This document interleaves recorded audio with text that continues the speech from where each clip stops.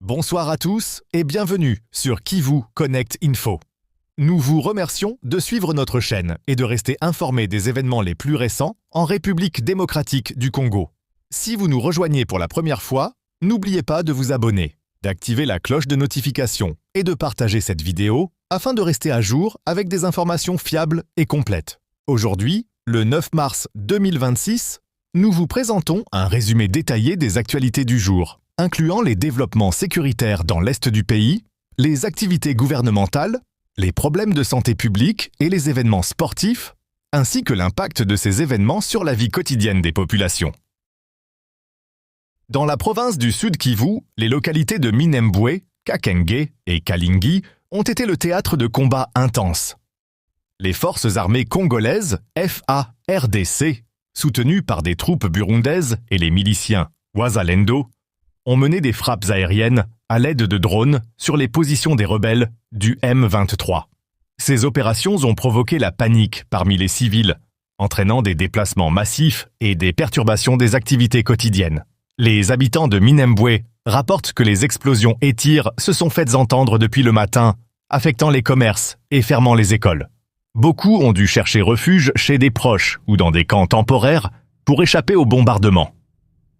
Du côté de Nord Kivu, notamment à Masisi, des affrontements entre FARDC et M23 ont également été signalés. Les civils continuent de fuir leur village, tandis que les autorités locales et les organisations humanitaires demandent aux parties en conflit de protéger les populations civiles.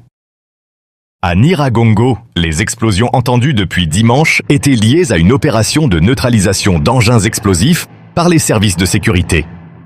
Les autorités appellent les habitants à rester calmes et poursuivre leurs activités normales, soulignant que ces détonations ne constituent pas une menace directe. En parallèle, des projets de développement et de reconstruction continuent. Dans le Sud Kivu, le pont métallique de Buganga à Minova est en cours de construction pour faciliter la circulation entre les provinces de Nord et Sud Kivu. Les autorités locales estiment que ces travaux amélioreront l'accès aux biens essentiels et aux services de santé, renforçant ainsi la résilience des populations. Le territoire de Mwenga reste préoccupant sur le plan sanitaire. Depuis février 2026, 13 décès liés au choléra et 34 cas de malades ont été signalés, avec un manque criant de médicaments et de moyens de traitement.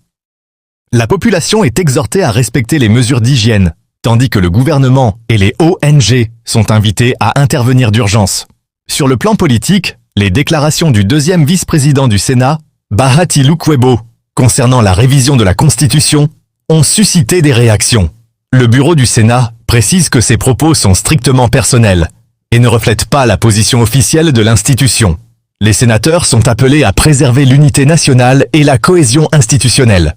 À Kinshasa, le ministre provincial des Infrastructures, Alain Tilungu, a présenté un ambitieux projet pour réhabiliter et construire 2000 km de route en 5 ans, dont 700 km à réhabiliter et 1300 km à construire. L'objectif est de transformer la capitale en une ville moderne, tout en mettant l'accent sur la durabilité avec l'utilisation du béton armé et la réhabilitation du système d'assainissement. Dans le domaine sportif, le match TP Mazembe contre FC Saint-Éloi Lupopo, prévu le 8 mars 2026 au stade Kamalondo à Lubumbashi, a été interrompu suite à des violences dans les tribunes. Plus de 500 sièges ont été endommagés, des véhicules attaqués et des installations du stade vandalisées. La police est intervenue avec des gaz lacrymogènes pour rétablir l'ordre. Les autorités sportives et les clubs impliqués appellent à des mesures strictes de sécurité afin de prévenir de nouveaux incidents et protéger joueurs, supporters et infrastructures. La journée du 9 mars 2026 a donc été marquée par une combinaison d'événements, conflits armés dans l'Est, problèmes de santé publique, travaux d'infrastructures à Kinshasa et dans le Sud Kivu, ainsi que des incidents sportifs. Ces événements montrent que malgré les difficultés, les autorités et les populations tentent de maintenir un certain équilibre et de répondre aux besoins essentiels. Les analystes insistent sur l'importance de la coopération entre le gouvernement, les organisations humanitaires et les citoyens pour surmonter les crises et protéger la vie et le bien-être des populations. Ainsi se termine notre résumé des actualités du 9 mars 2026 en République démocratique du Congo. Entre sécurité, santé publique, infrastructure et sport, la journée a été intense et complexe.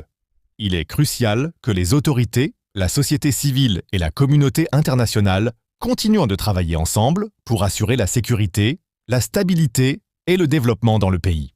Merci de nous avoir suivis sur Qui vous connecte Info.